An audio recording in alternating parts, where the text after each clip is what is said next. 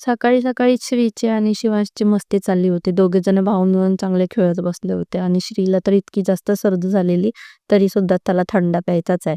Cold drink प्यायची असते सारखे.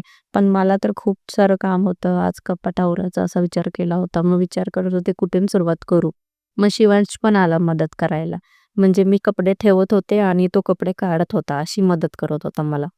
मग कपाट आवरायसाठी मग म्हटलं चला कुठून तरी सुरुवात केलीच पाहिजे. मग पटापट कपडे सगळे काढले आणि आवरून घेतले. मग माझे आणि श्रीचे दोघांचेच कपडे पहिले लावून घेतले आणि शिवांशचे तर राहिलेच होते बाकी अजून. त्याच्यानंतर मग शिवांशसाठी खिमटी बनवायची होती, ती सुद्धा बाकी आहे. डाळ आणि तांदूळ खूप दिवस झाले भिजवून ठेवले होते, ते सुकवले आणि नंतर मग त्याची भाजणी केली आणि त्याच्यासाठी मस्तपैकी खिमटी बनवून ठेवली. कारण की खिमटी बनवून ठेवल्यानंतर मग त्याला भरवण्याचं टेन्शन नसतं. पटकन खिमटी शिजवायची आणि भरवायची. ती त्याला खूप आवडते, चांगली मस्त खातो तो त्याच्यासाठी. मग काय, अशी बघा खिमटी भरवताना पण त्याला इतकी कसरत करावी लागते. चिवकावच्या गोष्टी सांगा, गाणी म्हणा, मग तो खाणार.